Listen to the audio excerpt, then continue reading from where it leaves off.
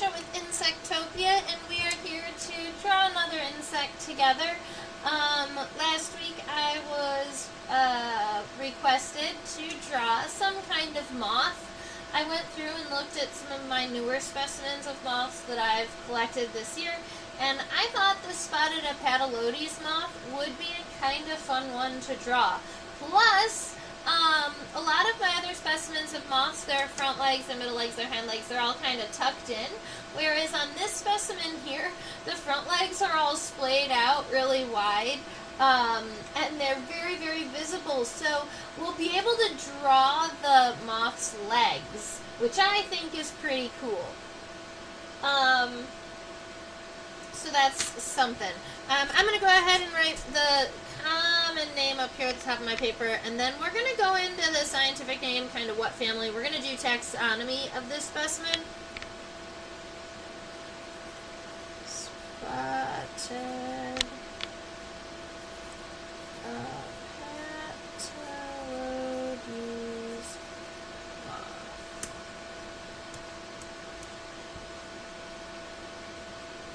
Alright.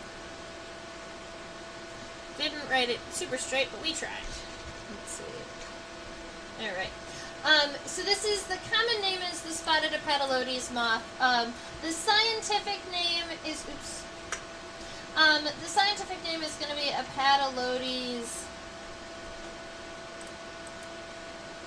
torrefacta.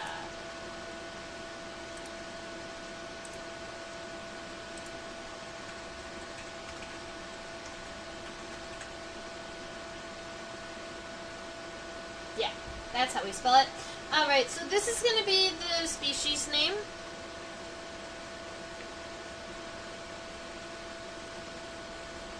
Apatelodes torrefacta.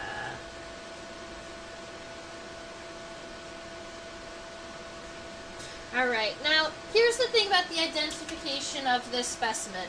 When I looked at this specimen right off of the bat, alright, my first thought was that it was going to be in the family Bombicidae.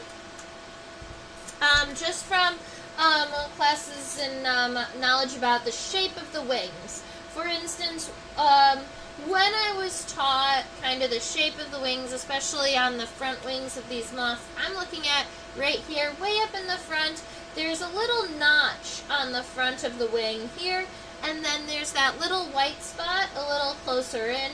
We'll throw that under the microscope. Those two characteristics are things that bombicids have, that kind of notch on the front of the wing and that little dot.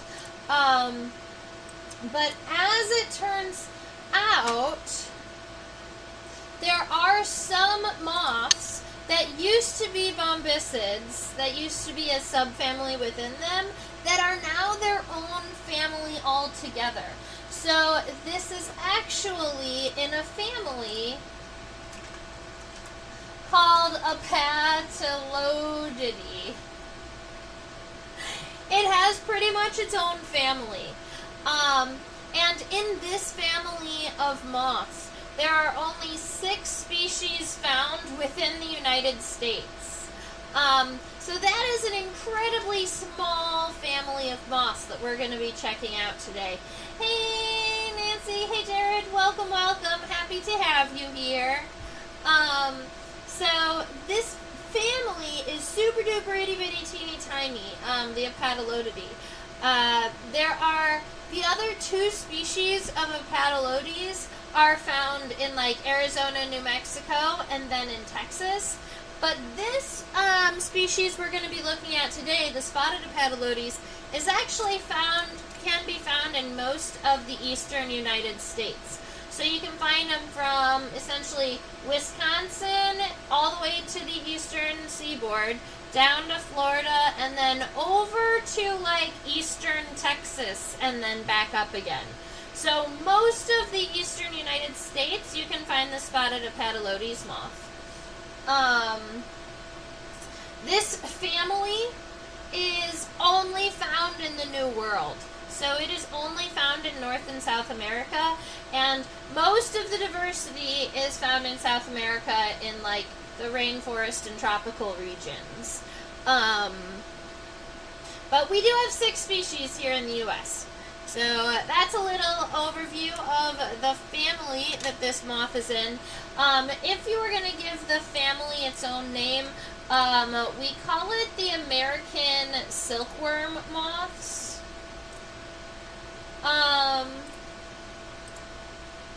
Let's see. We call them the American silkworm moths. That would be specifically different from the silk moths family. And so because the silk moths and silkworm moths, they have such a similar common name and they're very, very different families, I wish we had a different common name for this one. Because this is the small one, so I feel like this is the one we could change. Alright. Plus, there's a lot of genetic work being done within this group, what they call the Bombicoidea, the superfamily, that includes Bombicidae and Apatelodes, and then a couple of other really itty-bitty, teeny-tiny moth families. There's research being done on it, and I think there was actually a paper that was released in 2024 about reorganizing this group of moths genetically. So I wanted to look into that paper before this class, and then when I went to go and find it, I didn't have access to it. So I am going to work on getting access to that paper so that I can read it.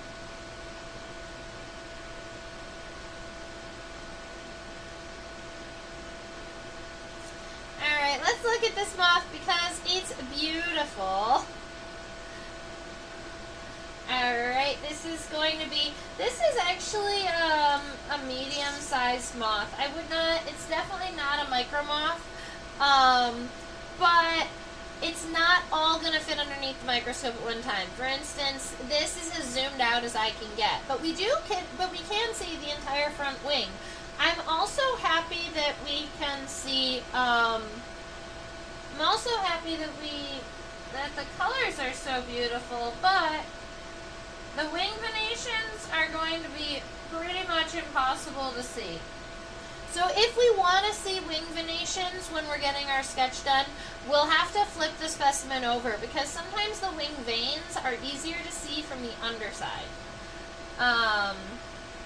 If we scooch it up, the hind wings have this really pretty kind of reddish color, reddish tint to them. Even in person, they're almost like a really pretty pink color. So I love that about these moths. And if we move all the way to the center, we've got this abdomen here. Super, super fluffy or setose body. And then we've got these front wings, front legs that are totally visible that I absolutely love, along with those really big fluffy antennae.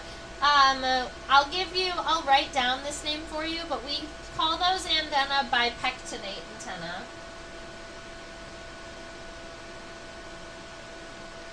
Alright. There's the other wing side. You can see all of the similarities between the two sides, but the light is hitting the sides differently, so it almost appears like they're slightly different shades. It's just because the scales are kind of iridescent a little bit, so they shine differently at different angles. I kind of like that we can also see the hind leg right here. That's cool. We can draw the front leg and the hind leg in this drawing if we would like. We can even pull that hind leg in a little bit. Cool.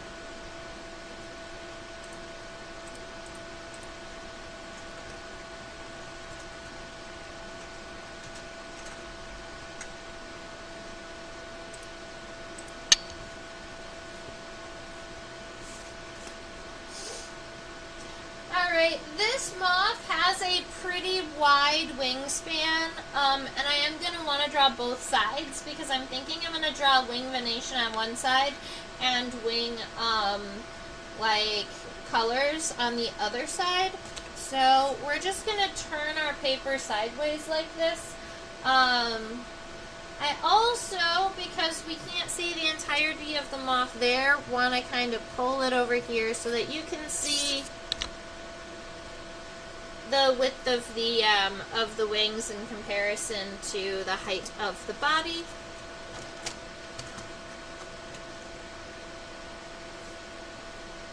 Maybe I'll put it there for a minute and give it a little stepping stool.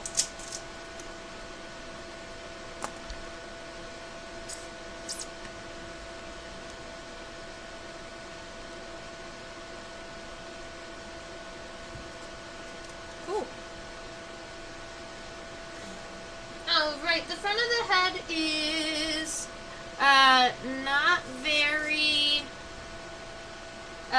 it's kind of pulled in just a little bit. It's not a large spherical shape at all. I'm just going to create a little bit of an arch. This is going to get in the way of this just a little bit, but I'm going to do my best. Alright, so the front of that head is mostly this little arch. Just make sure that the highest point in the arch is going to be your middle point, because you want it kind of even to start off. Keep in mind, I always start my lines with a really, really light line, and then I darken them when we zoom in. So right now, we're just getting an overview of size and shape. So we've got that little arch there. That's going to be the kind of the head. I do want to come down just a little bit, give it a little bit of space for the compound eyes there.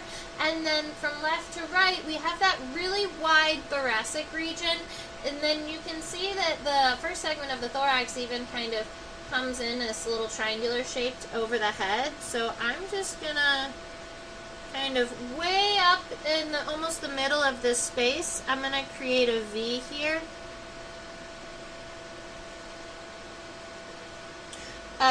To give me this region of the thorax, and then we get a rectangle. So let's see, we got something like this. Yeah. Here's something fun about these moths. A lot of times, if you see the spotted Apatelodes moth in the wild, the abdomen is going to be kind of curled up towards the sky. They also hold their wings very uniquely. I just shared a link in the chat that'll bring you to a bug guide photo of one of these Apatelodes moths kind of curling its abdomen up towards the sky.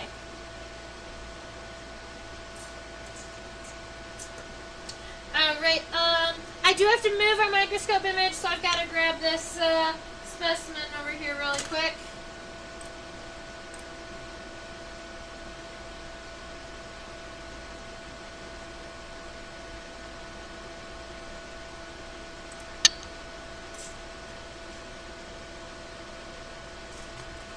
Alright, I'm going to get the abdomen all sorted. Keep in mind, I want to take into consideration how wide I can even make the wings, but I'm thinking if I bring the abdomen mostly to the end of this piece of paper, I'm still going to have enough room to get me some pretty wide wings. So I'm going to start here. The thorax even does narrow a little bit at the end, so I'm going to just start by narrowing it even more. I originally made it too much of a box. I want to narrow. Okay, and now I'm just going to create that basic shape, which is going to kind of come down, and then with a round end right there, that's going to be kind of the body of the moth.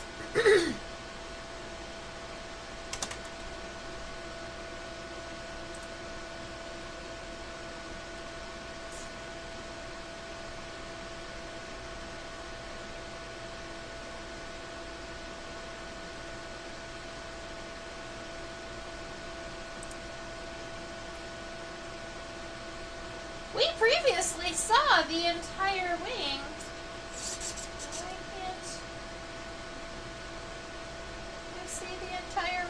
anymore. Oh, we can see the entire front wing, but not them both at the same time. That's what it was.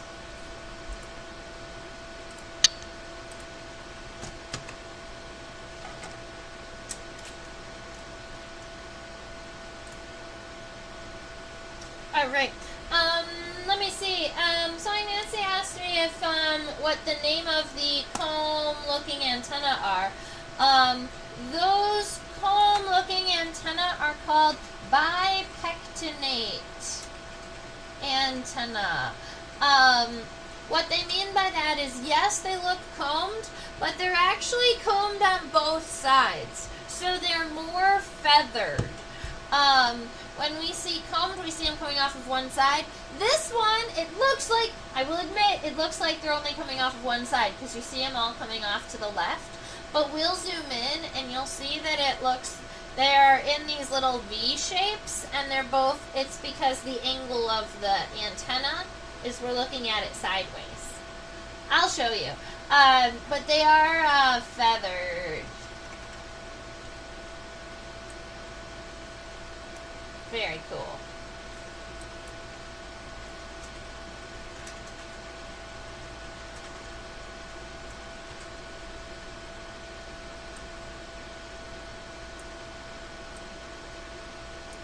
Alright.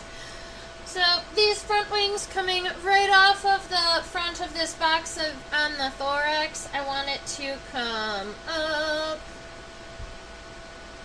Happy with that. Gonna go a little higher. So this is your time to very lightly kind of guess at some of these angles, move this up or down as needed, kind of try and figure out where your line is gonna be.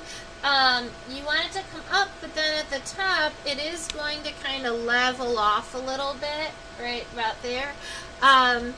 You can just create a basic shape here by going and creating just kind of an outward curve here, or a convex curve. And then you can take the center of that thorax and just give yourself a straight line out. These specimens, if they were pinned properly, would have a straight line across on the back of these front wings. And I think I picked this specimen because it's pretty close to being exactly like that. Now, the hind wings, we're going to go back just a little bit, doop, doop, doop. A little bit more rounded.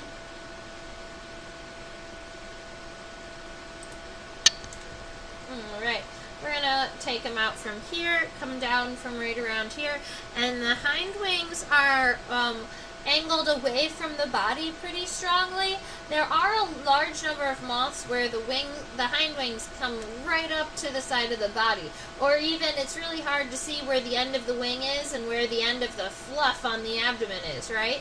But on this specimen here, there's actually such a gap in between the hind wings and the abdomen that we can see where the hind leg is.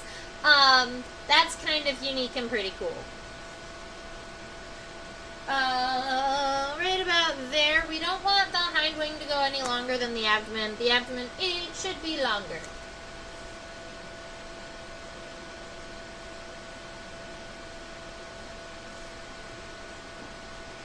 Alright, I'm happy with that. So now I'm just going to take these wings here and I'm going to copy them over in this direction. And then once I've got this nice outline taken care of, then we can start zooming in and checking out the actual characteristics of the wings.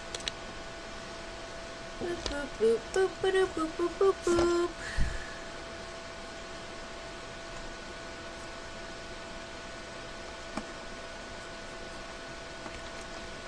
I don't know.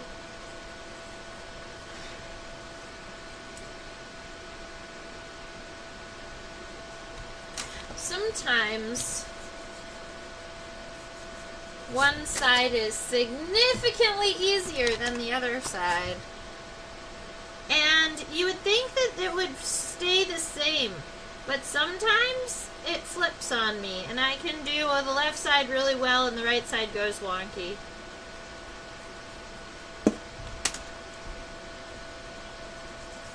Alright. I'm gonna say that's gonna be about right, but what I think I'm noticing is that if I was equal... Oh no, look at that. I could just barely fit it. Just has to be a little bit.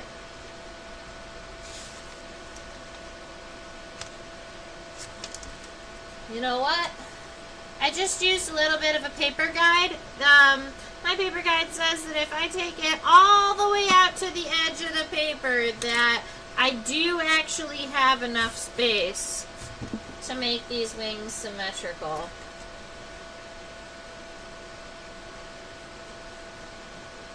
Welcome, welcome! We're looking at the spotted Apatelodes moth today.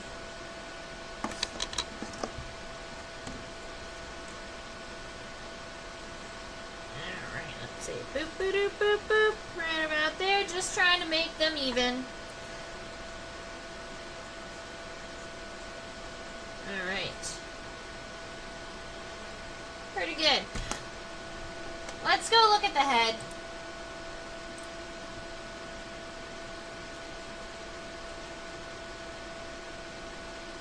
Look how cute it is!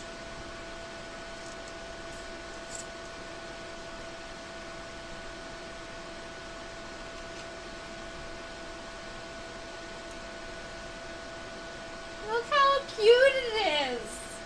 It's so fluffy! I love it so much. Okay. Alright, we're looking up here at the front of the head. I did angle the moth a little, so we looked at it flat. I did angle the moth a little bit like this so that you could see more of the characteristics of the head, which means that from this angle it's more like the moth is kind of sticking its head up like this if you copy this image.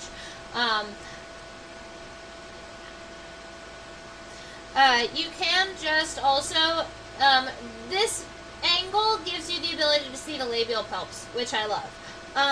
But looking at it from a straight down perspective, you actually can't see the labial palps. That's where I was going. So you could draw just those compound eyes, or you can follow this shape, which would be taking that center of that head and giving it almost like a little bit more of a plateau here. I'm not going to change it too horribly much. I also want to make sure we get those compound eyes in, so I'm going to draw these kind of opposite parentheses inside of the head here, and then you know me, instead of following this line I had kind of already planned, I like to make them bulge out just a little bit. So I'm going to make the outside of the eye just a little bit outside what the planned edge of the head was. I also like to crosshatch or put diagonal lines in both directions on the compound eyes. That just makes sure that people remember that there are multiple facets of the compound eyes. Those are called ommatidia. Alright. There. We've got some compound eyes happening. I love it. They look kind of far apart. Not happy about that.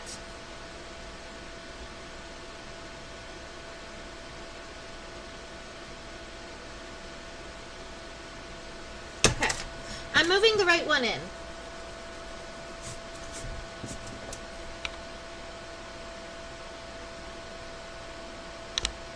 That's better.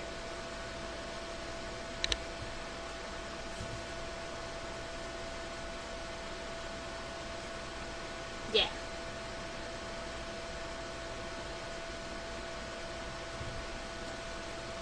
It also means that these wings are going to have to come in just a little bit, but that should be fine.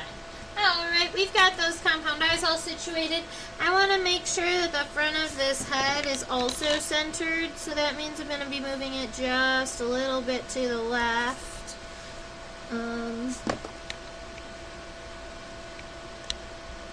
like this. Alright, then you've got those cute little palps there. Those almost look like horns on the front of the head of this moth. Those are called labial palps. In other insects, I would call them mouth fingers, because in other insects, the palps help push food into their mouth. In moths, I'm honestly not sure what the physical function of the labial palps are, but they do, they might help with the pumping at the base of the proboscis. I'd have to look it up.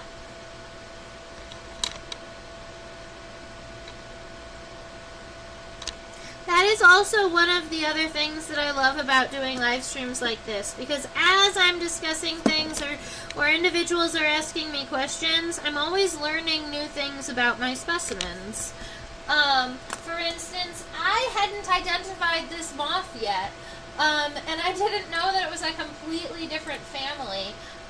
So I think that's pretty cool. Thank you. Alright, it's time to zoom in and really look at the bipectinate antenna.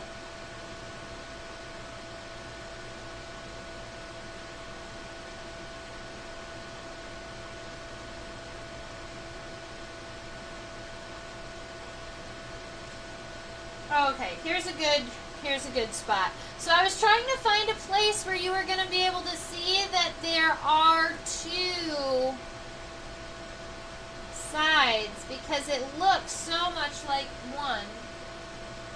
So this is what we're going to do. I'm going to focus right about there, I think.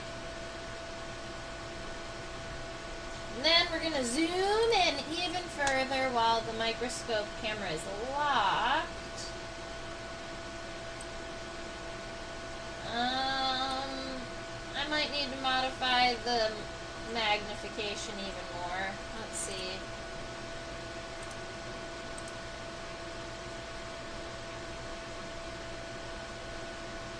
Like that. Oh, like that.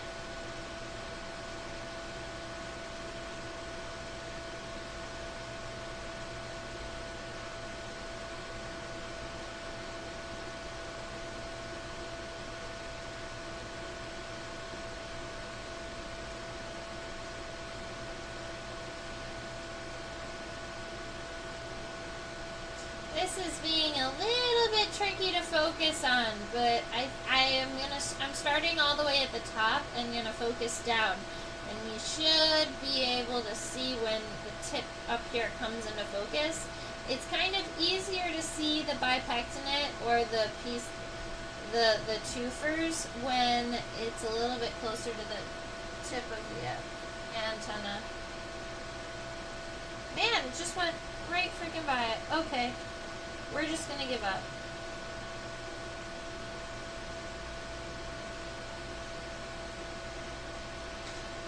Alright, that's going to be as close as I'm going to be able to get, and it's kind of a tricky one to see, but if we zoom in and look right here at the tip of the antenna, you can see that we've got this one piece coming up in this direction, kind of in the direction of the microscope, and then we have this one that looks longer on the back, moving away from the microscope.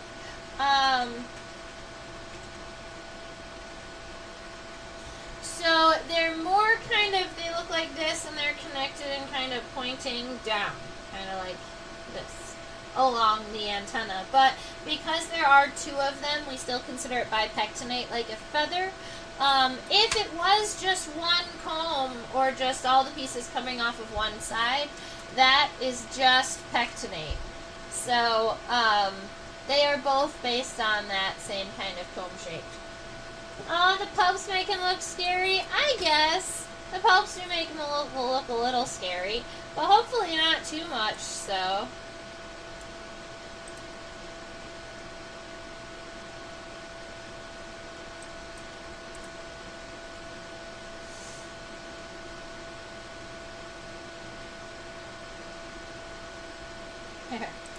Alright, we've got the moth all sorted now, and we can draw these antennae in.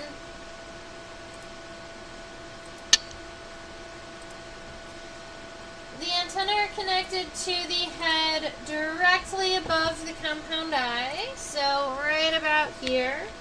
The base of that antenna is actually pretty wide, and it is itself covered in scales or covered in hair. Every part of this moth is covered in scales. I think that's pretty cool. So the antennae go up to right about here. So I'm just going to start kind of wide and go all the way up to that point, and by that point the tip of the antenna should be significantly more narrow. And then we're going to come on back, kind of follow that line, but make sure it gets wide at the base and narrow at the tip.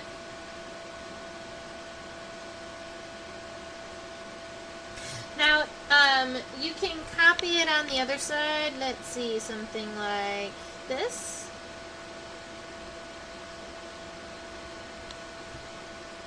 And then you're going to want to get those antennae nice and feathered. I like to imagine the antenna kind of like a leaf. And what I'll do is I'll kind of look at the outline of where those pieces coming off of the antenna are. And I'll make a really, really light line, kind of like this, that kind of doubles up over where I want those lines to fill in, and then gets kind of back to being narrow at the front. And if I don't like the outline, this is when I can change it. Now, if I start adding those lines and I don't know exactly where to stop, it becomes tragic.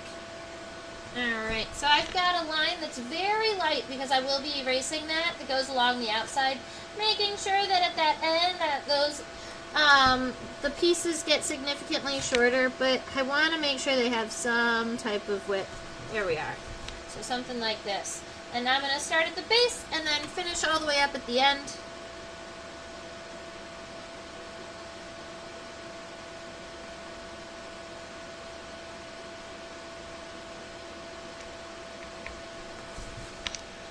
Alright. Now, the thing with these antennae is that they are bipectinate, but they're not kind of left and right. They're on top of one another. So, at every point where you've got one coming out and going up, kind of like this, you're also going to want to double it coming off in the other direction, like that, all the way up. You can make that secondary line kind of light because this part might create a little bit of confusion in your antenna, but it's going to look a lot more realistic with all of those little individual pieces. And then you can go back over it and erase that little outline. So you've got your nice big feathery antenna all situated. I'm going to do the same thing on the other side really quickly.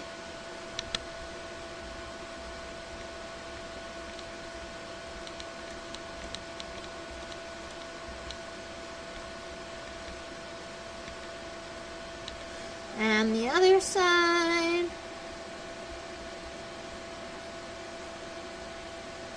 One for each one. Perfect.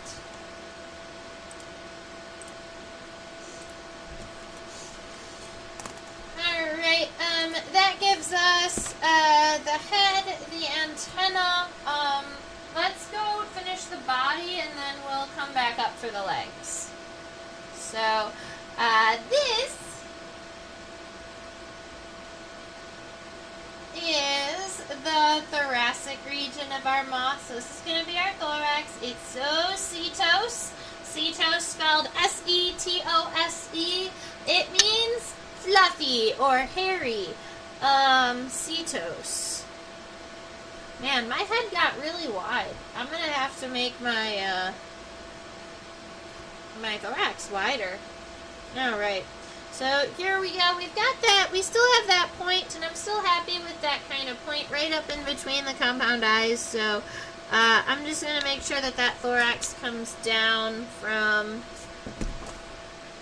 a nice sharp point up there at the top. Comes down, kind of flattens off a little bit. We do want to make sure that this thorax is fairly wide. And then when we're doing the edges to the left and the right of this thorax, it's so hard to tell exactly where the thorax ends and the wings start. You can see where the fluff ends, right? But there's not like a solid line in between them. So what I like to do in situations like this is kind of just imagine this line and then do lots of little lines that follow the edge.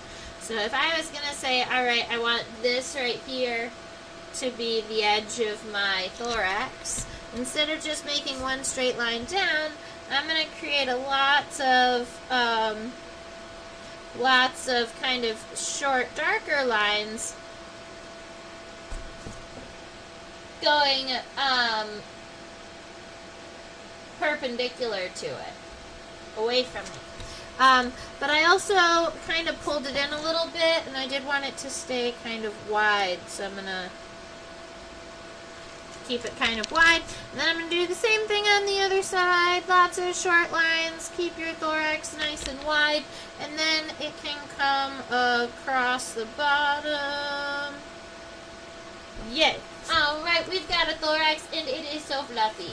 I might even add a little bit of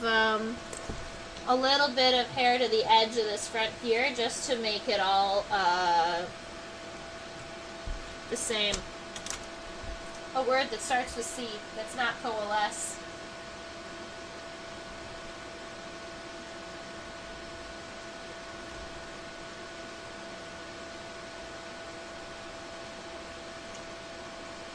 Alright, so now I'm looking at the abdomen of this moth.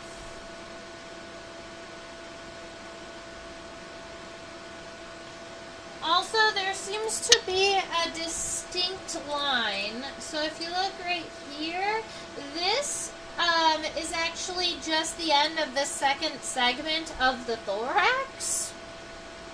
Interestingly enough, I'm going to shorten up these lines just a little bit, because I think I have some more detail to add down here. Alright, I just made them a tiny bit shorter, because where this ends, that's where the mesonotum would end, or the end of the second segment of the thorax. This here looks like the third segment of the thorax, even though it's kind of a different color. That's going to be where the hind legs are connected, but there are no wings connected to it. And I kind of personally wonder if the reason why it isn't as cetos is because it's not a segment that actually has wings connected to it. It does have legs though, so from the edges here, I just want to make sure that we have a little diagonal line down in both directions, and that we add this thorax here, this last segment of the thorax, kind of pretty close up there. After that piece, that's when our abdomen is going to start. It appears that we have 1, 2, 3, 4, 5, 6, 7-ish. Let me count on the microscope. 1, 2, 3, 4, 5, 6, 7. 1, 2, 3, 4, 5, 6, 7. 6 definite segments. The last one, we're going to... 7? We're going to call it 7. 7 segments. So we're going to start with subdividing this abdomen into 7 segments. That looks like 1, 2, 3, 4, 5, 6, 7. Yeah. Alright, so I actually got them pretty sub-equal, and they look pretty sub-equal under the microscope. Some of them might be a little larger and smaller than others, but I'm happy with them sub-equal. Now, this second to last segment right here is going to be kind of right before that hair kind of gets real fluffy and extends outwards a little bit. So I'm just going to kind of go over my outline, and with this last segment, I want to just kind of get an estimate for, we've got this kind of shape coming off of the edges, and then this kind of shape coming off of the end. This down here is going to be genitalia happening, and I'm just personally unsure if the genitalia that is happening down here is male or female, also if it's an additional segment, or if it is just an I'm not sure if it's an additional segment or not, but we did want to get divided into that abdomen just so that we could create some shapes. Now, I'm actually pretty happy with that that's going down there. We're going to zoom in and get that for more detail too. Alright. It starts pretty wide and gets narrow. I kind of want it to get, I want it to almost start wider, mine to start just a tiny bit wider, and then to get almost a little bit narrower. I want there to be, I think I almost drew it too even all the way down. And these moths do have kind of a significant narrowing at the end. I want to make sure that that's visible in the drawing. Plus, yeah, that's going to look more true to life. Alright, so nice and happy with the outline. There isn't a lot of differentiation in between the segments, but I'm still going to draw them individually. So I'm just going to take my line, come down, go across at each one of the segments, and go up. And I do them individually because there's going to be a tiny bit of difference, but I am trying to match them up nice and even. I do give a slightly convex line to the outside of these, and after I get the first 1, 2, 3, 4, 5, once I get the first 5 segments done, I'm going to come back through and kind of erase all these little lighter sketch lines that I don't need.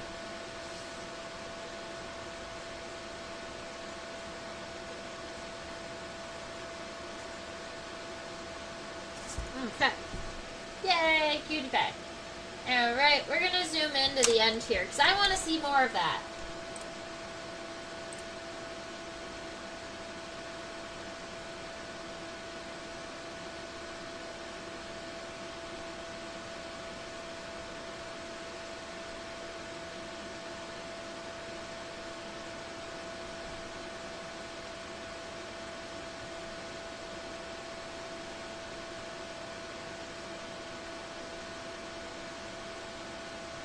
Okay. I honestly thought that it might be a little bit easier to see what's happening down there, but it is not. So right about here on this last segment, I'm actually pretty happy with this shape coming down and getting nice and narrow. This is also where there's that little separation in the hair. So if you were adding the kind of the seedy detail in here, if I wanted to do kind of a couple of vertical stripes to show off some of the hair, then on this segment here, they're actually going to be opening like curtains, going in diagonal lines. Then this is where all of that fluff starts, and I have some internal lines, but we're going to skip those. And what I'm going to do with these lines is I'm just going to take long hairs and I'm going to reach to the edge of them, kind of like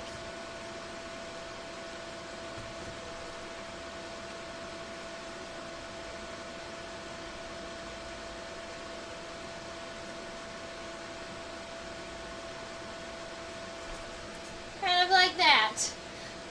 And then you can always add more on the inside if you would like, but I like to keep my sketches kind of more focused on shapes rather than internal textures. Internal, inside, the lines. Alright, let's draw some legs. We never get to draw moth and butterfly legs.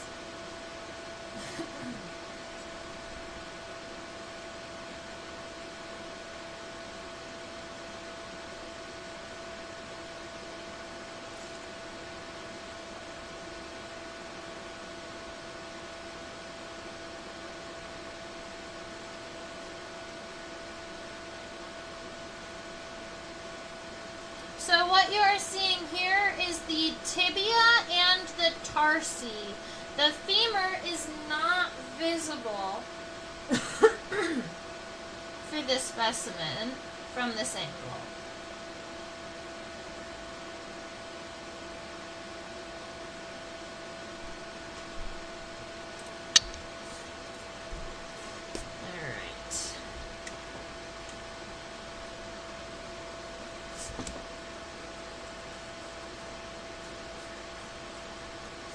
Alright, this leg is coming right out from right around here. I do want to make sure that there's just enough space in between the compound eye and the front of the wing to get this leg situated in here. I'm actually going to be basing my leg off of the front of the wing rather than off of the antenna because my antenna is pretty wavy. So if I was to take, I'm going to try and get kind of a basic shape here, and that's going to be, the tibia is about half the length of the antenna, so something right around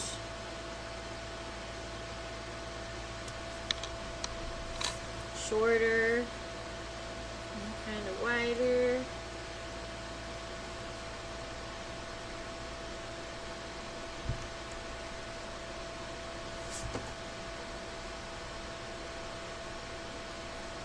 Alright, so that's going to be the shape that I'm going with for this tibia here. It's kind of up at an angle and then straight kind of out like this, curved around and then coming back through.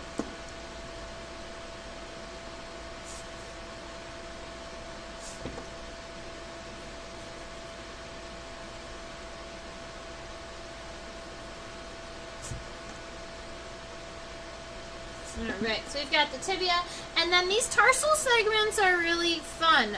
We've never drawn tarsal segments that kind of come out wide like this, and then they kind of come out wide and then stay that way.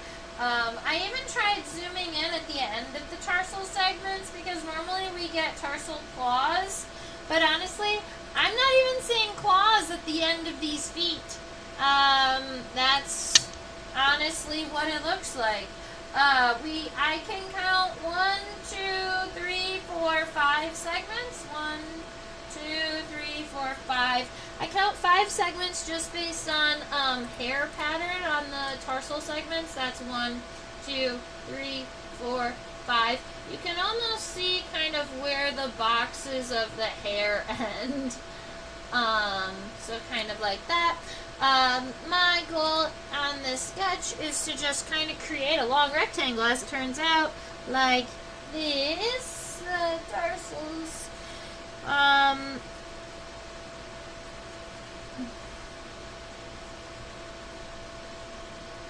They're very, very narrow. I need them a lot more narrow.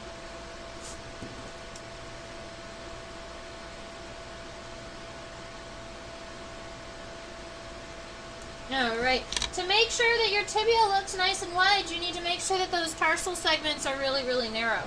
The first one is the longest, and then 2, 3, 4, and 5 are sub-equal.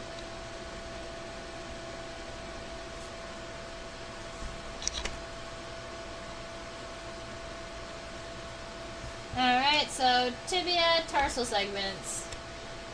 We can do the same thing on the other side. Honestly, I think that these legs probably should be done on both sides. Let's see if I can get this done quick.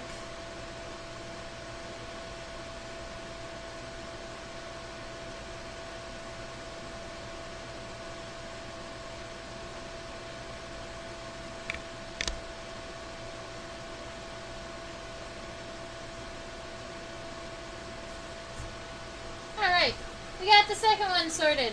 Second one is just a little bit easier after you've done one.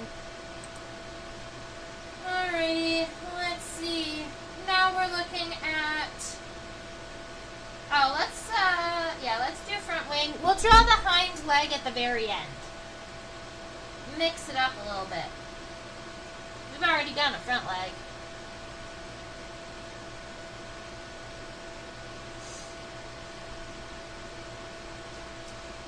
Now that we are focusing on shape, we are also going to focus on on color on this side here.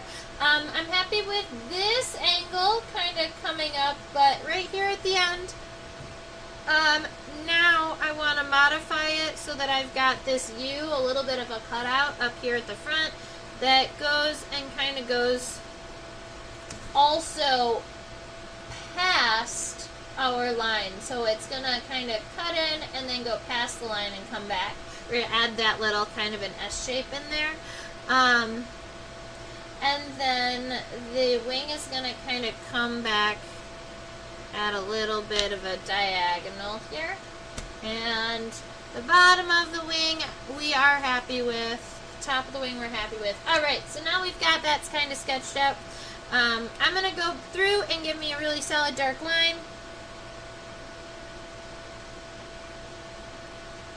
This might be when individuals choose to pull out a pen.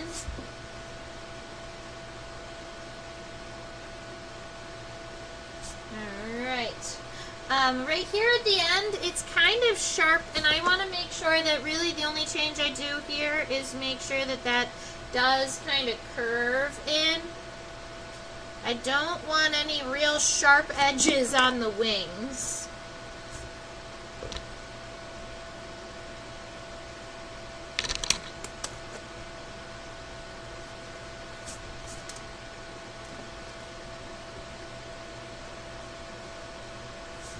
Alright, and then this line on the inside here.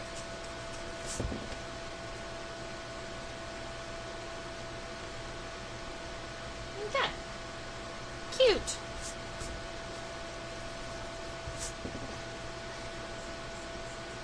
Now if I am adding some details for color, or for like the design of this moth, there are a couple of things I'm going to worry about. Number one, I like this kind of striping pattern that goes down the wing. The first one is aligned right about with the end of the tibia. It's that really kind of dark one that crosses over the inside of the wing. The next one is a little bit more kind of an orangey pattern, and it has these little scalloped pieces.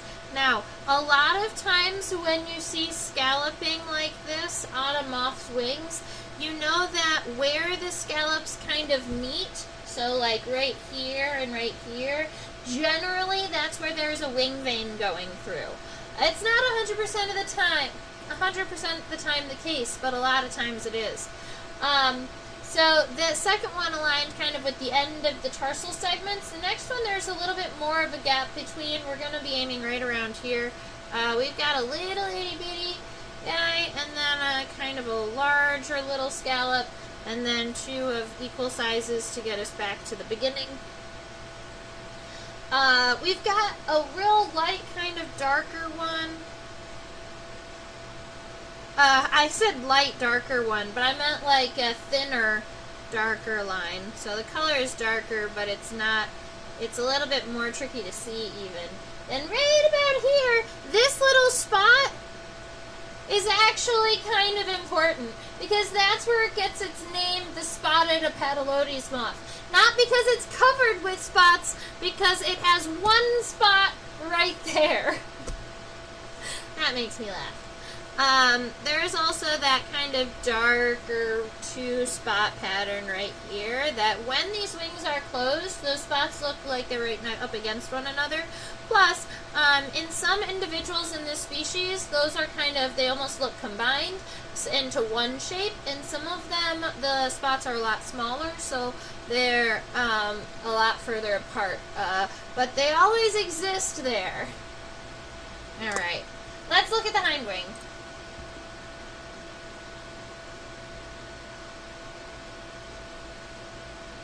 It's just so shiny. Alright, we're going to look at the outside of the wing first, and then we are definitely going to zoom into some of these scales.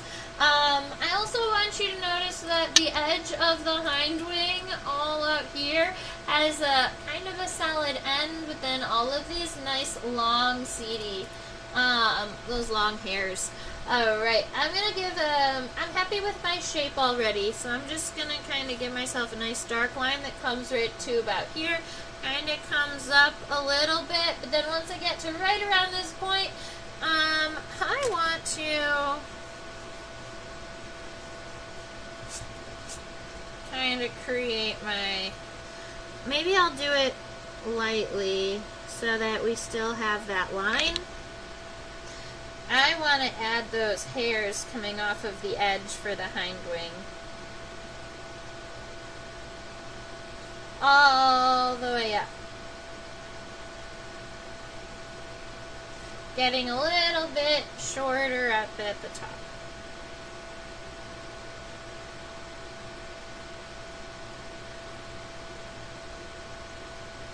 Alright. The pinkish color in the hind wing doesn't have any individual patterns that I see to it, so I'm just going to give myself some kind of longer striations here that radiate from the center. Let's go zoom into the hind wing and see if we can see some of the scales.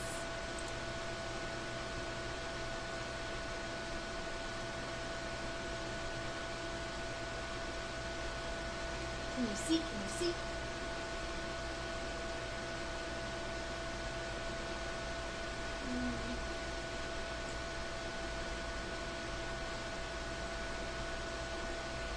Look at how pretty they are. So these are individual scales of this moth, but then the scales, some of them also appear to have kind of longer hairs coming off of them, which is funny because a scale is just a modified hair.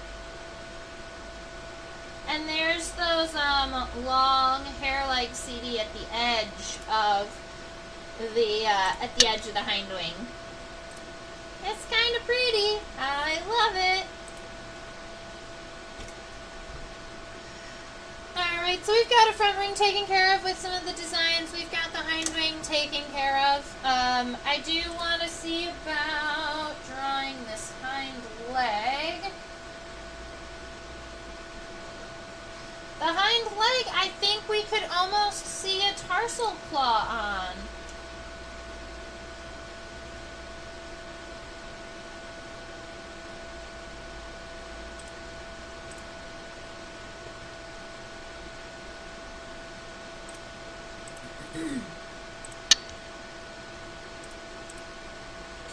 Alright, so if we're looking at this hind leg right here, all of those long hairs, those are on the tibia. I'm going to take it and loop. It looks like the tibia is going to kind of come down here. It's going to be kind of centered between the wing and the abdomen here. This one even has its leg a little bit further out, but I kind of wanted to pull it back just a little bit. And honestly, I think that the tibia actually ends a little bit earlier than that. It's just that the tibia then also has these kind of long series of hairs that go up top and on bottom of those tarsal segments. And then we've got another 5 tarsal segments that are kind of thin coming out in this direction. And then we can subdivide those.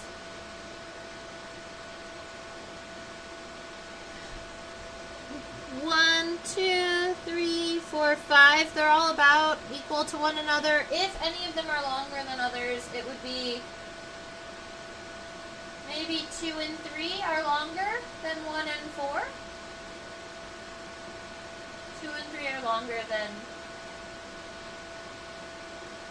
1, 2, 3, 4, and 5 are really short. Alright, and then at the very, very end, we've got these itty bitty teeny tiny tarsal claws. And I'm going to go ahead and just give myself that on the other side. Might as well draw the legs on both sides this time.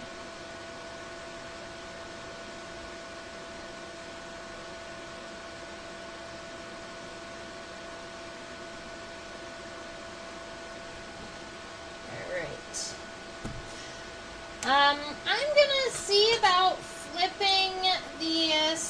moth over to see if we can even see the wing venation on the other side. Because if we can see the wing venation, then we can draw it, but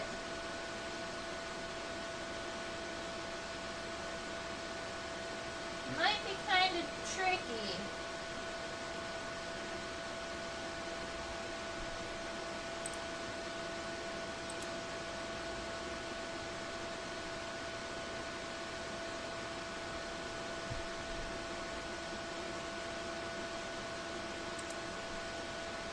Yeah, we're not going to try. I can point some of them out to you, though. So, this right here is a vein. This right here. This right here. This right here. Looks like it comes up kind of this way. Comes out this way. And one more here. Yeah. That's what it looks like. But that's going to be a really tricky one to sketch onto our wings. So I am going to leave my sketch just like this. Oh, I think that that's actually pretty decent. We've got those bipectinate antennae, some front and hind legs that we normally don't get to see on moths. I'm going to make the hair coming off of this thorax now just a little bit longer now. I'm just going to add a secondary layer. Make it look a little bit fluffier. Because, I mean, it totally is. Alright. Then we get the design on that front wing. Make sure you've got this notch here. That helps you identify it down to family. Used to be a bombycid, but now it's an Apatelodes. And we've got also this little spot here. Now, a lot of times in others, I thought that other ones had like actual windows here, but this one is just a one singular spot, and that spot is a series of white scales, not a hole.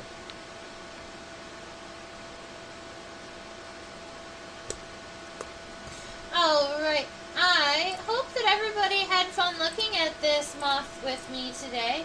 While it's upside down, we might as well look at the bottom of the hind wing, because honestly, I think the underside of the hind wing is prettier than the top side of the hind wing.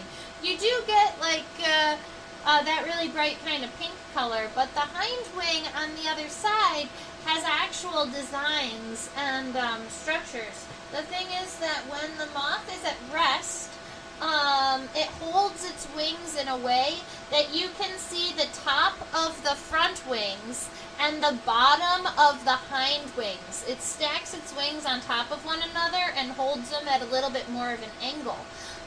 So the bright and color, like so the sides that are visible would be the bottom of the hind and the top of the front. And that's where the vivid colors are.